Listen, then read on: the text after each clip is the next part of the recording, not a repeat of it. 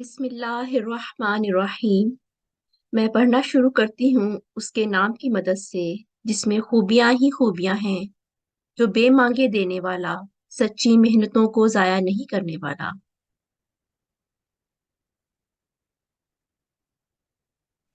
آپ سب متعلمات کی خدمت میں ہماری پوری ٹیم کی جانب سے السلام علیکم ورحمۃ اللہ وبرکاتہ۔ کلاس کا آغاز تلاوت قرآن کریم سے کریں گے۔ ایڈمن پلیز کسی ایک متعلمہ کو مائک دیجیے۔ السلام علیکم جی 63269۔ السلام علیکم ورحمۃ اللہ وبرکاتہ۔ جی وعلیکم السلام ورحمۃ اللہ، شروع کیجیے۔ اعوذ باللہ من الشیطان الرجیم، بسم اللہ الرحمن الرحیم،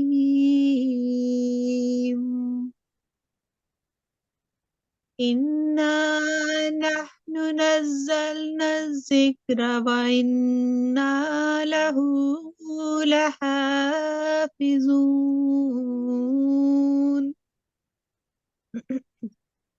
ترجمہ: یقیناً ہم نے ہی یہ ذکر اتارا ہے اور یقیناً ہم ہی اس کی حفاظت کرنے والے ہیں۔ سورۃ الحجر، آیت نمبر 10۔ جزاکم اللہ، ماشاء اللہ، بہت اچھا، الحمدللہ۔ آگے بڑھتے ہیں۔ حدیث نبوی صلی اللہ علیہ وآلہ وسلم پیش کرنے کے لیے شاملات میں سے کسی ایک شاملہ کو مائک دیجیے۔ جی السلام علیکم۔ 63201۔ السلام علیکم۔ جی وعلیکم السلام۔ اللہم صلی علی محمد وعلی آل محمد وبارک وسلم انکا حمید مجید۔ حضرت ابو لبابہ بشیر بن عبد المنذر رضی اللہ تعالیٰ عنہ بیان کرتے ہیں کہ نبی کریم صلی اللہ علیہ وآلہ وسلم نے فرمایا، جو قرآن کریم کو خوش الحانی سے نہیں پڑھتا وہ ہم میں سے نہیں۔ جزاکم اللہ، بہت شکریہ۔ ارشاد مبارک پیش کرنے کے لیے شاملات میں سے کسی ایک شاملہ کو مائک دیجیے۔ جی 63211۔ السلام علیکم جی وعلیکم السلام ورحمۃ اللہ۔ اعوذ باللہ من الشیطان الرجیم، بسم اللہ الرحمن الرحیم۔ ارشاد مبارک حضرت خلیفۃ المسیح الرابع رحمہ اللہ تعالی۔ اچھی آواز بھی نئے مطالب حاصل کرنے میں مدد کرتی ہے، اسی طرح اچھی آواز میں پڑھنا ضروری ہے۔ اس لیے حضور صلی اللہ علیہ وآلہ وسلم نے فرمایا کہ قرآن کریم کو بھی ترنم کے ساتھ پڑھا کرو اور سوز کے ساتھ پڑھا کرو۔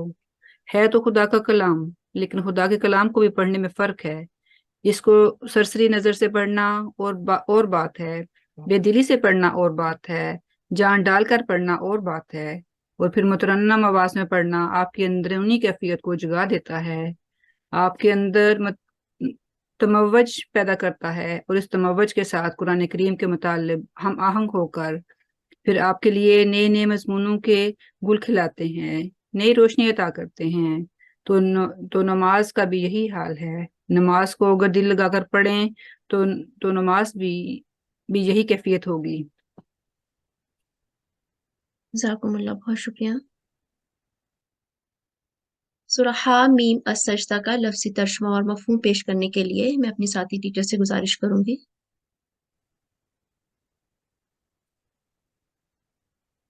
السلام علیکم ورحمۃ اللہ وبرکاتہ۔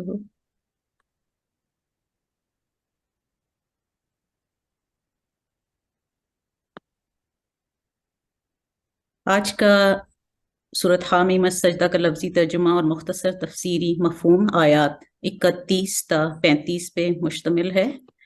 آج کا سبق شروع کرنے سے پہلے ہم ایک پچھلی آیت کا آیت نمبر 29 جو سورہ حامیم السجدہ کی، جس کی کچھ میرے خیال ہے وضاحت طلب کچھ اس کا ترجمہ محسوس ہوا بہنوں کو کہ شاید اس کو کچھ مزید وضاحت کی ضرورت ہے، تو اس کو تھوڑا سا کھول کر بیان کرنے کی کوشش کرتی ہوں۔ اعوذ باللہ من الشیطان الرجیم، بسم اللہ الرحمن الرحیم۔ یہ آیت نمبر 29 ہے سورہ حامیم السجدہ کی، ذالک جزاء اعداء اللہ النار لہم فیہا دار الخلد. یہ جو لفظ دار الخلد ہے، اس میں ہم نے لفظ الخلد کا ترجمہ سیکھا، لفظی ترجمہ ہمیشگی، یعنی دار الخلد ہمیشہ رہنے والا گھر. جبکہ یہاں ترجمے میں جو بامحاورہ اور ترجمہ ہے اس کا جو ہم نے کیا، اس کو ہم نے اسکرین پہ بھی شیئر کیا تھا بہنوں کے لیے، اس کا ترجمہ یہاں تھا کہ یہ وہ گھر ہے، یعنی دار الخلد جو کہا گیا ان لوگوں کے لیے جو اللہ کے دشمن ہیں، ان کے لیے اللہ تعالیٰ نے کہا کہ وہ دار الخلد ہمیشہ رہنے والے گھر میں رہیں گے. اس کا ہم نے ترجمہ یہ کیا کہ یہاں لفظی ترجمہ گو ہمیشگی کیا ہے، لیکن جب ہم نے بامحاورہ ترجمہ کیا تو وہ ایسا گھر ہے جس میں وہ دیر تک رہنے کا گھر ہے، یعنی ایک لمبے عرصے تک اس میں رہنے والے ہیں. یعنی مختصر الفاظ میں کہ دشمنان اسلام یا اللہ تعالیٰ کے جو دشمن ہیں ان کے لیے اللہ تعالیٰ نے جزا آگ رکھی ہے، یعنی جہنم کی آگ. اور جہنم ایک ایسا گھر ہے جس میں وہ ایک کافی لمبے عرصے تک رہیں گے، لیکن لفظی ترجمہ اس کا ہے ہمیشگی. تو اس کو مزید تھوڑا سا اور سمجھنے کی کوشش کرتے ہیں. اس آیت کو دیکھیں، سورہ یونس کی آیت نمبر 23 میں لفظ استعمال ہوا ہے عذاب الخلد، اور ترجمہ ہے اس کا، خلد کا مطلب ہے ہمیشگی، ہمیشہ رہنے والا، ایسا عذاب جو ہمیشہ رہنے والا ہے. سو اس کا ترجمہ جو بامحاورہ بھی یہی ترجمہ کیا گیا ہے. پھر ان لوگوں سے جنہوں نے ظلم کیا جائے گا، کہا جائے گا کہ اب ہمیشگی کا عذاب چکھو. یہاں لفظ ہمیشگی کا، الخلد کا ترجمہ ہمیشگی ہی کیا گیا ہے، لمبے عرصے تک رہنے والا نہیں کیا گیا. اس کے بعد ہم دیکھتے ہیں آیت سورہ الزخرف کی آیت 75 میں دیکھیے کہ فرمایا ان المجرمین فی عذاب جہنم خالدون. یہ خالدون، یہ لفظ خلد یہی اسی کی فیملی سے ہے، اور اس کا ترجمہ یہاں ہے لمبا عرصے رہنے والا. سو اس کا ترجمہ بامحاورہ جو کیا گیا، یقیناً جرم کرنے والے جہنم کے عذاب میں لمبا عرصہ رہنے والے ہیں. سو بات وہی آ گئی کہ خلد ہمیشگی اور لمبا عرصہ رہنے والا مقصد اور مطلب ایک ہی ہوتا ہے. جب بات جہنم کے حوالے سے ہو رہی ہے، جہنم کے حوالے سے جب بات ہو رہی ہے تو اس عذاب کو ہم یہ کہیں گے کہ ہمیشگی سے مضمون ہم یہ نکالیں گے، اس کا ترجمہ یہ نکالیں گے کہ وہ بڑے لمبے عرصے تک رہنے والا عذاب ہوگا. اس کا ہم ایک لفظی جو لغت میں دیکھ لیتے ہیں کہ خلد جو لفظ ہے اس کے کیا معنی ہوتے ہیں. تو الخلد یا خلدن عربی زبان میں اس کے جو معنی ہے، اس کا ایک معنی ہے البقاء یعنی باقی رہنا. اس کا دوسرا معنی ہے الدوام، چلتے ہی چلے جانا. اقرب جو ہے اس سے یہ معنی لیے گئے ہیں. اب یہ دیکھیں کہ خلد کا جو فعل ہوتا ہے وہ خلدہ ہے، اور اس کے معنی ہیں دائم رہا، قائم رہا، باقی رہا. اب یہاں پہ دیکھتے ہیں کہ اس کا ایک معنی جو ہے وہ زمین سے چمٹ گیا اور اس سے مطمئن ہو گیا. یہ بھی عربی لغت سے اس کا ترجمہ کیا گیا. تو عذاب الخلد کا جو ترجمہ ہم اگر تفسیری معنی اس کا دیکھیں تو عذاب الخلد یعنی اس کے یہ معنی ہے کہ وہ ایسا عذاب آئے گا جو ٹک جائے گا اور تم سے چمٹ جائے گا. اس کا یہ مطلب نہیں کہ کبھی ہٹے گا نہیں، اور وہ غیر مقطوع ہے، یعنی اس کا کوئی کاٹا نہیں جائے گا، وہ عذاب ختم نہیں کیا جائے گا، بلکہ عذاب کے تعلق کی مضبوطی کو ظاہر کیا گیا ہے. یعنی جب عذاب آئے گا تو ہٹایا نہ جائے گا.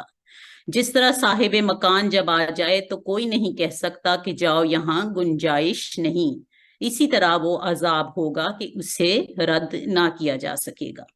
تو ہم یہ سمجھیں گے ان آیات سے، اور اس کے مختصر لغوی معنی سے ہمیں یہ سمجھ آئی کہ جب بات ہو رہی ہے جہنم کے عذاب کی اور لفظ خلد استعمال ہوا تو عذاب الخلد یا دار الخلد، ترجمہ اس کا لفظی ہمیشگی میں آئے گا، لیکن اس کا جو ہم نے لغت سے ابھی یہ سیکھا کہ وہ ایسا عذاب ہے جو بڑے لمبے عرصے تک ہے، یعنی وہ غیر مقطوع نہیں ہے کہ وہ کاٹا جائے گا، ضرور وہ ختم ہوگا لیکن اس کا عرصہ بہت لمبا ہوگا. لیکن یہی لفظ جب جنت کے معنوں میں استعمال ہوتا ہے، یعنی جنت کو ہمیشگی کا گھر جب تصور کیا جاتا ہے، قرآن کریم میں اللہ تعالیٰ اس کی مثال پیش کرتا ہے تو اللہ تعالیٰ فرماتا ہے کہ اور وہ لوگ جو ایمان لائے اور نیک اعمال بجا لائے، یہی ہیں جو اہل جنت ہیں، وہ اس میں ہمیشہ رہنے والے ہیں.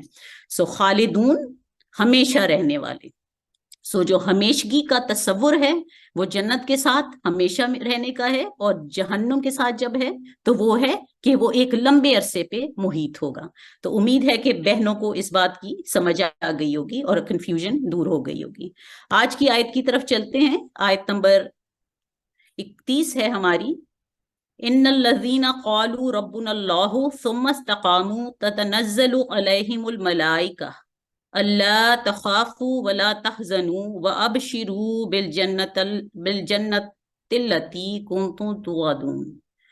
یقیناً وہ لوگ جنہوں نے کہا اللہ ہمارا رب ہے، پھر استقامت اختیار کی، ان پر بکثرت فرشتے نازل ہوتے ہیں کہ خوف نہ کرو اور غم نہ کھاؤ اور اس جنت کے ملنے سے خوش ہو جاؤ جس کا تم وعدہ دیے جاتے ہو۔ لفظی ترجمہ دیکھ لیں۔ انا یقیناً، الذین وہ لوگ، قالو انہوں نے کہا، ربنا ہمارا رب، رب نہ ہمارا اللہ اللہ، ثم پھر استقاموا انہوں نے استقامت اختیار کی، تتنزل وہ اترتی ہے، علیہم الملائکہ ان پر فرشتے، اللہ یہ پھر مرکب ہے اللہ کا، اللہ کے لا نہیں، تا تم کہ تم نہ ڈرو، اللہ تخافو کہ تم نہ ڈرو، ولا اور نہ، تحزنو تم غم نہ کھاؤ، و اور، ابشرو تم خوش ہو جاؤ، بالجنت التی کنتم توعدون بالجنتی جنت سے، التی وہ جو، کن تھے تم توعدون وعدہ دیے جاتے۔ اس کا ایک مختصر تفسیری مفہوم دیکھتے ہیں۔ حضرت مسیح موعود علیہ الصلوۃ والسلام ازالہ اوہام میں فرماتے ہیں، حدیثوں اور قرآن کریم سے ثابت ہے کہ جو شخص کامل انقطاع اور کامل توکل کے مرتبہ پیدا کر لیتا ہے تو فرشتے اس کے خادم کیے جاتے ہیں، اور ہر ایک فرشتہ اپنے منصب کے موافق اس کی خدمت کرتا ہے۔ وقال اللہ تعالی ان الذین قالوا ربنا اللہ ثم استقاموا تتنزل علیہم الملائکہ اللہ تخافوا ولا تحزنوا وابشروا بالجنت التی کنتم توعدون۔ استقامت کا مفہوم بیان کرتے ہوئے حضرت مسیح موعود علیہ الصلوۃ والسلام فرماتے ہیں، استقامت یہ ہے کہ چاروں طرف بلاؤں کو محیط دیکھیں اور خدا کی راہ میں جان اور عزت اور آبرو کو معرض خطر میں پاویں، اور کوئی تسلی دینے والی بات موجود نہ ہو، یہاں تک کہ خدا تعالیٰ بھی امتحان کے طور پر تسلی دینے والے کشف یا خواب یا الہام کو بند کر دے اور ہولناک خوفوں میں چھوڑ دے۔ اس وقت نامردی نہ دکھلاویں اور بزدلوں کی طرح پیچھے نہ ہٹیں، اور وفاداری کی صفت میں کوئی خلل پیدا نہ کریں، صدق اور ثبات میں کوئی رخنہ نہ ڈالیں، ذلت پر خوش ہو جائیں، موت پر راضی ہو جائیں، اور ثابت قدمی کے لیے کسی دوست کا انتظار نہ کریں کہ وہ سہارا دے، نہ اس وقت خدا کی بشارتوں کے طالب ہوں کہ وقت نازک ہے، اور باوجود سراسر بے کس اور کمزور ہونے کے اور کسی تسلی کے نہ پانے کے سیدھے کھڑے ہو جائیں، اور ہر جا بادا بات کہہ کر گردن کو آگے رکھتے ہیں اور قضاء و قدر کے آگے دم نہ مارے، اور ہرگز بے قراری اور جزا و فضا نہ کر دکھلاویں جب تک کہ آزمائش کا حق پورا ہو جائے۔ یہی استقامت ہے جس سے خدا ملتا ہے، یہی وہ چیز ہے جس کی رسولوں اور نبیوں اور صدیقوں اور شہیدوں کی خاک سے اب تک خوشبو آ رہی ہے۔ الہام کے بارے میں حضور فرماتے ہیں، الہام کیا چیز ہے؟ وہ پاک اور قادر خدا کا ایک برگزیدہ بندے کے ساتھ یا اس کے ساتھ جس کو برگزیدہ کرنا چاہتا ہے، ایک زندہ اور باقدرت کلام کے ساتھ مکالمہ اور مخاطبہ ہے۔ سو جب یہ مکالمہ اور مخاطبہ کافی اور تسلی بخش سلسلے کے ساتھ شروع ہو جائے اور اس میں خیالات فاسدہ کی تاریکی نہ ہو اور نہ غیر مکتفی اور چند بے سروپا الفاظ ہوں اور کلام لذیذ اور پرحکمت اور پرشوکت ہو، تو وہ خدا کا کلام ہے جس سے وہ اپنے بندے کو تسلی دینا چاہتا ہے اور وہ اپنے تئیں اس پر ظاہر کرتا ہے۔ ہاں کبھی ایک کلام محض امتحان کے طور پر ہوتا ہے اور پورا اور بابرکت سامان ساتھ نہیں رکھتا، اس میں خدا تعالیٰ کے بندے کو اس کی ابتدائی حالت میں آزمایا جاتا ہے تا وہ ایک ذرہ الہام کا مزہ چکھ کر پھر واقعی طور پر اپنا حال و قال سچے ملہموں کی طرح بناوے یا ٹھوکر کھاوے، پس اگر وہ حقیقی راست بازی صدیقوں کی طرح اختیار نہیں کرتا تو اس نعمت کے کمال سے محروم رہ جاتا ہے اور صرف بیہودہ لافزنی اس کے ہاتھ میں ہوتی ہے۔ کروڑہا نیک بندوں کو الہام ہوتا رہا ہے، مگر ان کے مرتبہ خدا کے نزدیک ایک درجے کا نہیں، بلکہ خدا کے پاک نبی جو پہلے درجے سے کمال صفائی سے خدا کا الہام پانے والے ہیں، وہ بھی مرتبے میں برابر نہیں۔ الہام یعنی وحی الہی ایسی شے ہے کہ جب تک خدا سے پوری صلح نہ ہو اور اس کی اطاعت کے لیے اس نے گردن نہ رکھتی ہو، تب تک وہ کسی کو حاصل نہیں ہوتی۔ خدا تعالیٰ قرآن شریف میں فرماتا ہے، ان الذین قالوا ربنا اللہ ثم استقاموا تتنزل علیہم الملائکہ الا تخافوا ولا تحزنوا وَأَبْشِرُوا بِالْجَنَّةِ الَّتِي كُنْتُمْ تُوعَدُونَ۔ یہ اسی امر کی طرف اشارہ ہے۔ نزول وحی کا صرف ان کے ساتھ وابستہ ہے جو کہ خدا کے راہ میں مستقیم، اور وہ صرف مسلمان ہی ہیں۔ مزید فرمایا اس سے بھی مراد متقی ہیں۔ ثم استقاموا یعنی ان پر زلزلہ آئے، ابتلا آئے، آندھیاں چلیں، مگر ایک عہد جو اس سے کر چکے اس سے نہ پھرے۔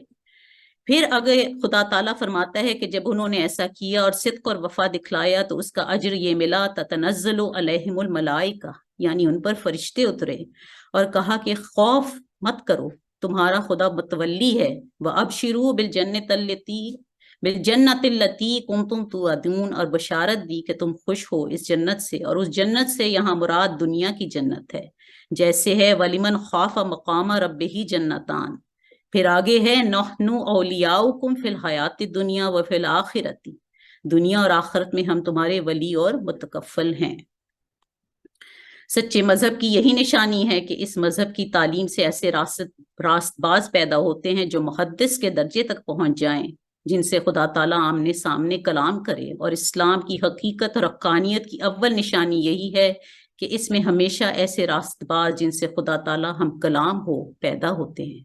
تتنزل علیہم الملائکہ اللہ تخافوا ولا تحزنوا، سو یہی معیار حقیقی، سچے اور زندہ اور مقبول مذہب کی ہے، اور ہم جانتے ہیں کہ یہ نور صرف اسلام میں ہے، دوسرے مذاہب اس روشنی سے بے نصیب ہیں۔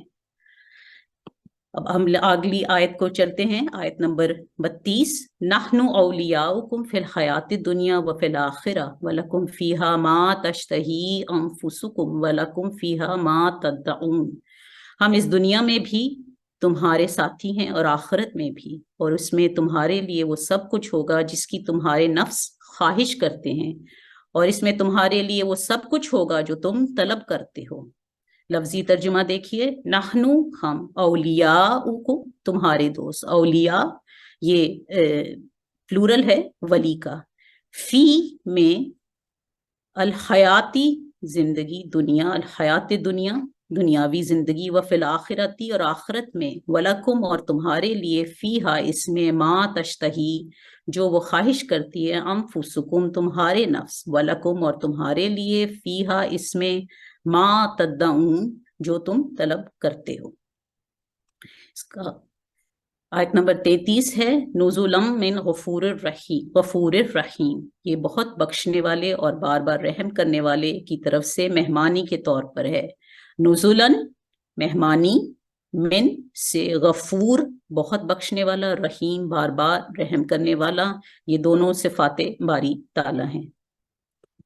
اس کا مختصر تفسیری ترجمہ دیکھتے ہیں، مفہوم دیکھتے ہیں۔ اللہ تعالیٰ نے یہ جو فرمایا ہے، حضرت مسیح موعود علیہ الصلوۃ والسلام فرماتے ہیں، اللہ تعالیٰ نے یہ جو فرمایا ہے کہ نحن اولیاؤکم فی الحیات الدنیا وفی الآخرۃ، کہ ہم اس دنیا میں بھی اور آئندہ بھی متقی کے ولی ہیں، سو یہ آیت بھی تکذیب میں ان نادانوں کی ہے، یعنی ان بے وقوفوں کو جھٹلانے کے لیے ہے جنہوں نے اس زندگی میں نزول ملائکہ سے انکار کیا اگر نزا میں نزول ملائکہ تھا تو حیات الدنیا میں خدا کیسے ولی ہوا؟ یعنی اگر صرف یہ سوچ لیا جائے کہ موت کے وقت ہی فرشتہ نازل ہوتا ہے روح قبض کرنے کے لیے، تو یہ آیت کو پھر ہم کیسے ثابت کریں کہ اللہ تعالیٰ جو یہ وعدہ کرتا ہے کہ میں دنیا میں بھی تیرا ولی ہوں، تو اس بات کو پھر ہم کیسے سمجھیں؟ تو اس آیت سے سمجھ میں آتا ہے کہ نزول ملائکہ جو ہے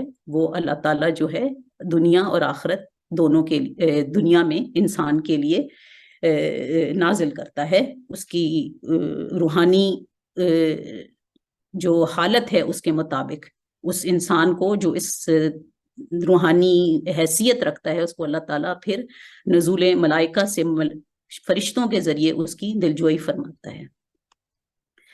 اللہ تعالیٰ حضرت مسیح علیہ السلام فرماتے ہیں جو لوگ اللہ کے دوست ہیں، یعنی جو لوگ خدا تعالیٰ سے سچی محبت رکھتے ہیں، خدا تعالیٰ ان سے محبت رکھتا ہے، تو ان کی یہ نشانیاں ہیں کہ نہ ان پر خوف طاری ہوتا ہے کہ کیا کھائیں گے یا کیا پئیں گے یا فلاں بلا سے کیوں کر نجات ہوگی، کیونکہ وہ تسلی دیے جاتے ہیں، اور نہ گزشتہ کے متعلق کوئی غم ہوتا ہے کیونکہ وہ صبر دیے جاتے ہیں۔ دوسری یہ نشانی ہے کہ وہ ایمان رکھتے ہیں، یعنی ایمان میں کامل ہوتے ہیں اور تقوی اختیار کرتے ہیں، یعنی خلاف ایمان و خلاف فرمانبرداری جو باتیں ہیں ان سے بہت دور رہتے ہیں۔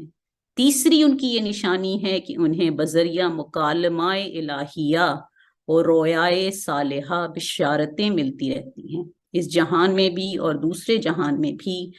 خدا تعالیٰ کا ان کی نسبت یہ عہد ہے جو ٹل نہیں سکتا، اور یہی پیارا درجہ ہے جو انہیں ملا ہوا ہے، یعنی مکالمہ الہیہ اور رویائے صالحہ سے خدا تعالیٰ کے مخصوص بندوں کو جو اس کے ولی ہیں ضرور حصہ ملتا ہے، اور ان کی ولایت کا بھاری نشان یہی ہے کہ مکالمات و مخاطبات الہیہ سے مشرف ہوں۔ آیت نمبر 34 پہ چلتے ہیں۔ وَمَنْ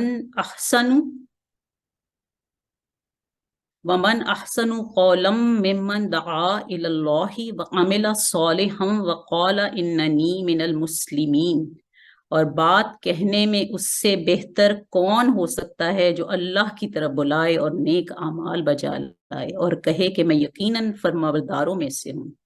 لفظی ترجمہ اور من کون، احسن زیادہ بہتر، قولاً بات، من اور من کا یہ مرکب ہے، من سے، من جو، اس سے جو، دعا اس نے بلایا، اللہ اللہ کی طرف، وعمل صالحا اور اس نے عمل کیے نیک، وقالا اور اس نے کہا، اننی یقیناً میں، من المسلمین کامل فرمانبرداروں میں سے ہوں۔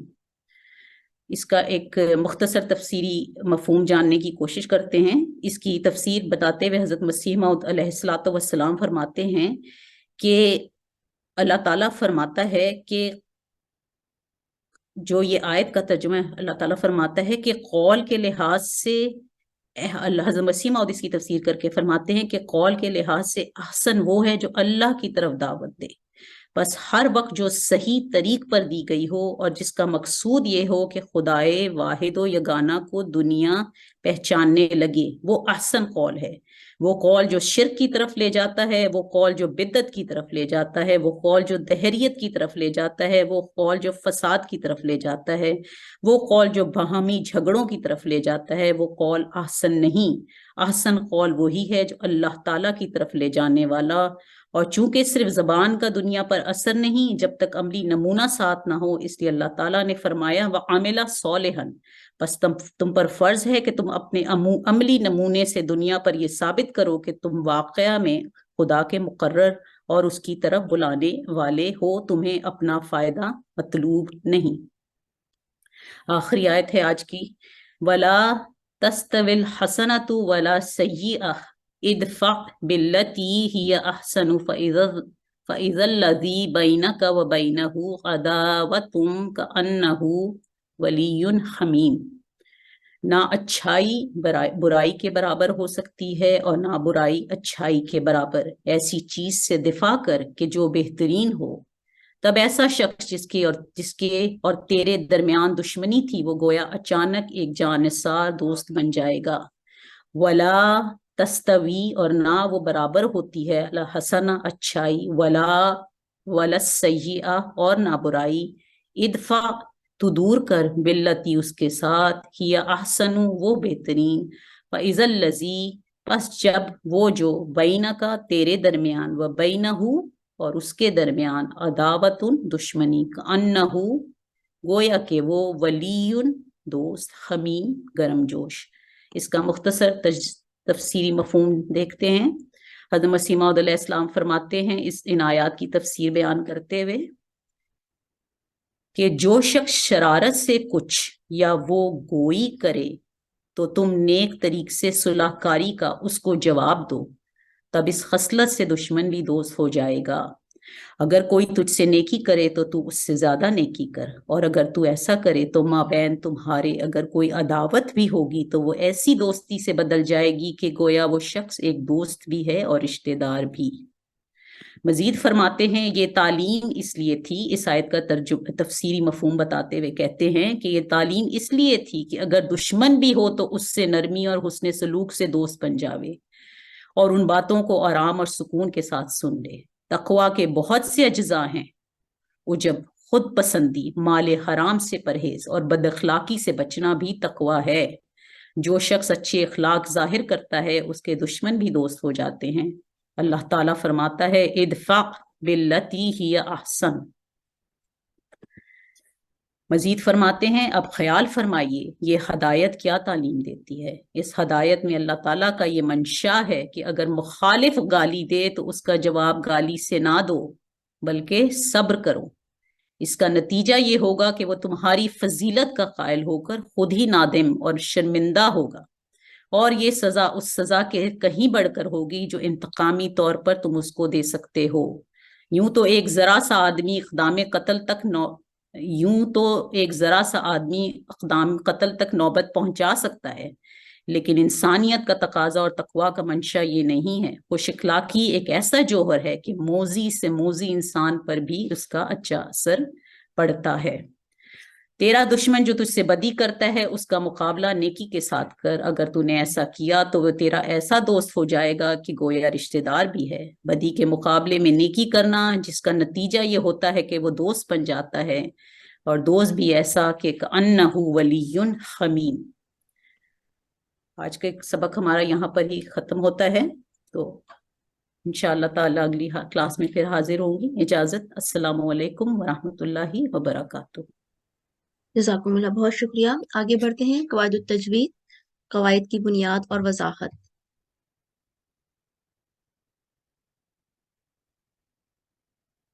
ہم نون ساکن اور تنوین کے قواعد پڑھ رہے تھے جس میں ہم نے اقلاب، اظہار اور ادغام کے بارے میں پڑھا تھا.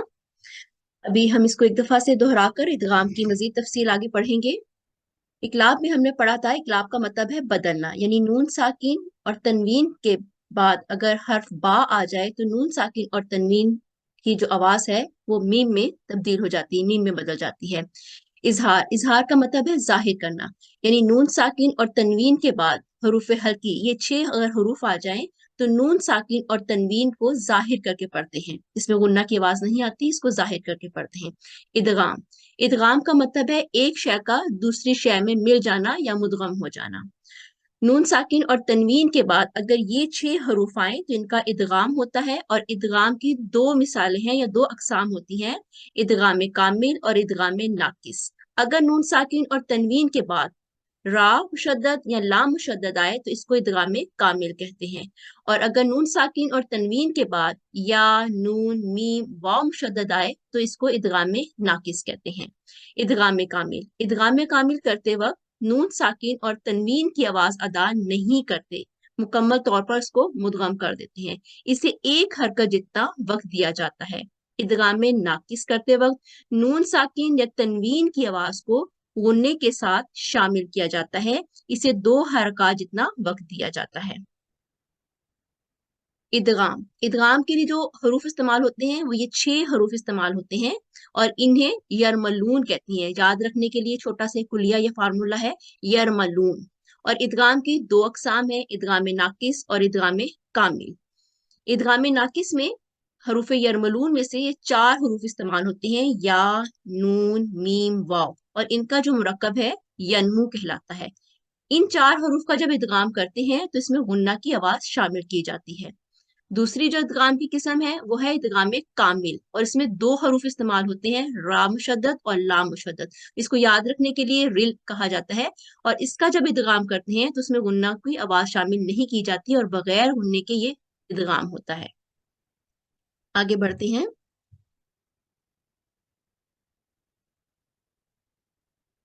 इदगाम की आगे मजीद अकसाम हैं जिन्हें आज हम पढ़ेंगे।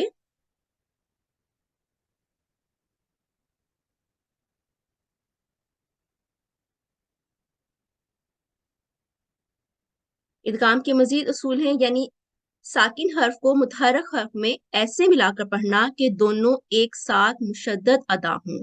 हर्फ और मखरज या सिफात के लिहाज से इनकी 3 अकसाम हैं। ये 3 इनकी अकसाम हैं: इदगामुल मुतमासिलैन, इदगामुल मुतजानिसैन और इदगामुल मुतक़ारिबैन।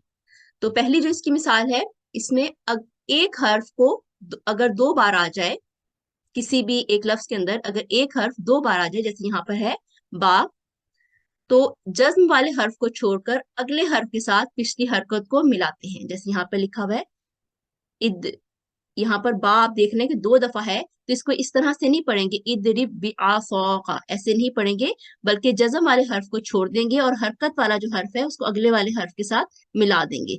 जैसे इद इदरिब बिआसाका। इसी तरह इदगामुल मुतजानिसैन में 2 हरूफ का एक ही अगर मखरज हो, अगर मखरज जो है वो एक ही है, जैसे बा और मीम, इन दोनों का जो मखरज है वो एक ही मखरज है, दोनों होठों से अदा होते हैं, तो जज्म वाले हर्फ को छोड़कर अगले हर्फ के साथ पिछली हरकत को मिला देते हैं। जैसे यहाँ पर है बा भी है और मीम भी है, तो जज्म वाला हर्फ को छोड़ के जो हरकत वाला हर्फ है उसको अगले वाले हर्फ के साथ मिला देंगे और इस पर तशदीद आ जाएगी। जैसे कि ये मिसाल है इरकम मआना।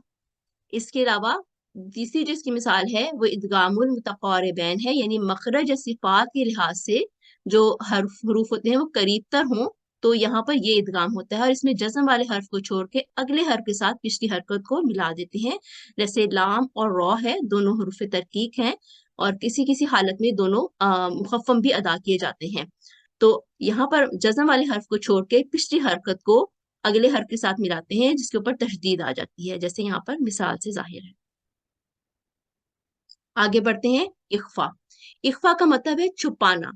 इख्फा का असूल इजहार और इदगाम के दरमियान होता है, यानी नून साकिन और तनवीन के बाद जब ये 15 हरूफ आ जाते हैं, इख्फा को समझना बहुत आसान होता है, क्योंकि इसमें जो हम इकलाब का असूल भी सीख चुके हैं, इजहार का असूल भी सीख चुके हैं और इदगाम का असूल भी सीख चुके हैं। तो इकलाब का जो एक हर्फ होता है बा, इसको छोड़ के, इजहार के जो हरूफ 6 हरूफ होते हैं, हरूफ हल्की होते हैं, इनको छोड़ के, और इदगाम के जो 6 हरूफ होते हैं इनको छोड़ के जो बाकी हरूफ बच जाते हैं, ये 15 हरूफ बन जाते हैं, तो इनके अंदर इख्फा होता है। नून साकिन या तनवीन के बाद अगर इन 15 हरूफ में से कोई आए तो नून साकिन और तनवीन की अदायगी जबान तालु की तरफ उठाते हुए नाक से गुन्ने की आवाज के साथ करते हैं, यानी छुपी हुई आवाज होती है। इसे 2 हरकत जितना वक्त दिया जाता है और तफहीम और तरकीब का ख्याल रखा जाता है। जैसे यहाँ पर है मौतबा, इसी तरह अब ये मुखफ़्फ़म हर्फ है मिन क़बलिना। इसको याद रखने के लिए ये छोटा सा एक चार्ट है कि इकलाब का एक हर्फ बा, इसको निकाल दें, और हुरूफ इजहार जो कि हरे रंग से या ग्रीन कलर से जाहिर किए गए हैं इनको निकाल दें। इसके बाद हुरूफ इदगाम है, इनको निकाल के जो बाकी जितने 15 जो हरूफ बच जाते हैं इन हरूफ में इख्फा किया जाता है। इकलाब हम पहले पढ़ चुके हैं, इसके अहम नकात दोहरा लेते हैं। नून साकिन या तनवीन के बाद हर्फ बा आ जाए तो नून साकिन और तनवीन को मीम में बदल के पढ़ेंगे और 2 हरकत जितना वक्त देते हैं। इजहार। नून साकिन या तनवीन के बाद हुरूफ हल्की में से कोई हर्फ आ जाए तो वहां इजहार होगा, यानी नून को जाहिर करके पढ़ेंगे और 1 हरकत जितना वक्त दिया जाता है। इदगाम। नून साकिन या तनवीन के बाद हुरूफ यरमलून में से कोई हर्फ आ जाए वहां इदगाम होगा, लाम और रा मुशद्दद पर बगैर गुन्ने के, और बाकी 4 हरूफ या नून मीम वाव मुशद्दद पर गुन्ना के साथ इदगाम किया जाता है। जैसे यहाँ पर मिसाल से जाहिर है गुन्ना के साथ इदगाम होगा मै यक़ूलु। इसी तरह गुन्ना के बगैर इल्लम। नोट, इदगाम यरमलून के लिए जरूरी है नून साकिन और तनवीन के बाद हर्फ यरमलून दूसरे कलमे में हो। मंदरजा ज़ैल 4 कलमात में नून साकिन के बाद हुरूफ यरमलून एक कलमे में आने की वजह से इदगाम नहीं होगा, बल्कि इसको इजहार के साथ पढ़ेंगे। जैसे यहाँ पर अब इदगाम नून साकिन का इदगाम नहीं होगा, बल्कि नून साकिन को इजहार के साथ पढ़ेंगे। जैसे दुनजा, बुनजानु, सिनवानुन, किनवानुन। इख्फा, नून साकिन या तनवीन के बाद हुरूफ इख्फा में से कोई हर्फ आ जाए तो वहां इख्फा होगा। जैसे हुरूफ इख्फा 15 हैं, जो 15 हुरूफ इख्फा हैं वो ये हैं। और इसमें जब इसको पढ़ेंगे तो नून की जो आवाज है वो जुबान को तालू की तरफ ले जाते वक्त नून की आवाज को नाक के अंदर से निकालते हुए पढ़ेंगे। म्या शाहिद। आगे बढ़ते हैं।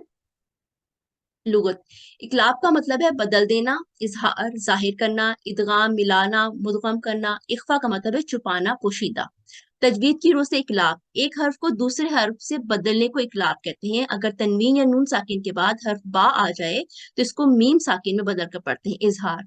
नून साकिन या तनवीन के बाद अगर हुर्फ हल्की आ जाए तो हर्फ नून को इसके मखरज से तमाम सिफात के साथ बगैर तब्दीली के अदा करने को कहते हैं, यानी नून को जाहिर करके पढ़ेंगे। इदगाम, एक साकिन हर्फ को दूसरे मुतहरिक हर्फ में मिलाने को इदगाम कहते हैं, यानी दोनों हरूफ मिलकर एक मुशद्दद हर्फ पढ़ा जाएगा, इससे मुदगम करना कहते हैं। इख्फा, इजहार और इदगाम के दरमियानी कैफियत की हालत को कहते हैं। नाक में आवाज पोशीदा करके पढ़ते हैं। अब कवायद की मश्क के लिए मैं एडमिन से गुजारिश करूंगी कि किसी एक मुतल्लिमा को माइक दीजिए प्लीज। जी 63340 अस्सलाम वालेकुम। वालेकुम सलाम। अऊज़ु बिल्लाहि मिनश शैतानिर रजीम। बिस्मिल्लाहिर रहमानिर रहीम। यंसरूना मिन सलसालिन सिराअन ज़ालिका मंसूरन। जी, इस वाले हर्फ के बाद दोबारा पढ़ें। आपने बहुत अच्छा पढ़ा है, हल्का से इसको दोबारा एक दफा पढ़ें। सिराअन ज़ालिका। थोड़ा सा और यहाँ पर गुनने की जो आवाज है छुपी हुई उसको थोड़ा सा और, क्योंकि 2 हरकत जितना टाइम दिया ना मैंने। सिराअन ज़ालिका। जी, जज़ाकुमुल्लाह। जी। यंकुदूना जी। रिज़्कुन करीमुन गुड। समनन कलीलन गुड। मिन क़ब्लु। शाबाश, अल्हम्दुलिल्लाह, ठीक पढ़ा आपने। जी, एडमिन किसी और को माइक दीजिए प्लीज। जी 63247 अस्सलाम वालेकुम। जी, वालेकुम सलाम।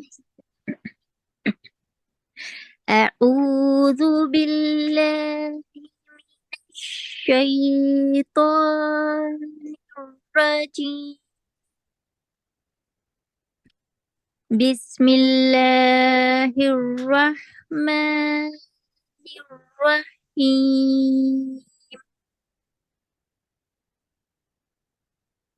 ये थर्ड यंकुदूना लाइन, तीसरी लाइन। जी सॉरी।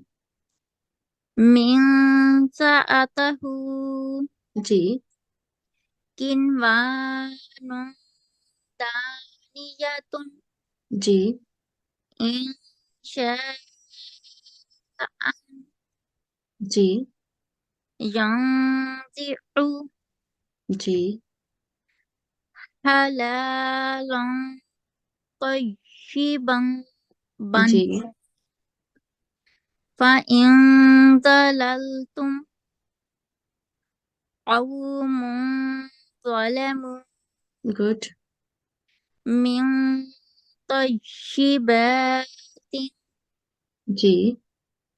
अंत मुनज़िरुन जी। फ़सब्रुन जमीलुन जी।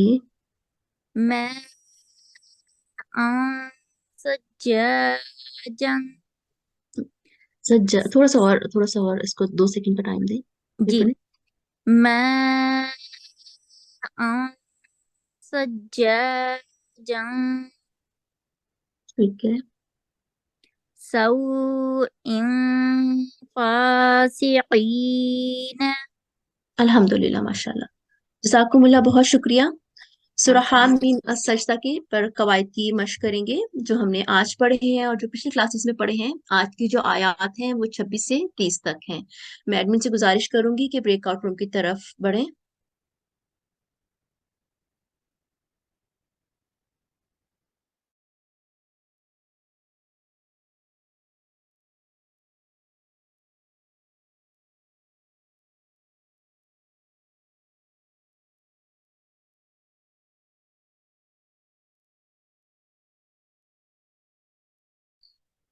جی، جزاکم اللہ، بہت شکریہ کلاس میں حاضر ہونے کے لیے۔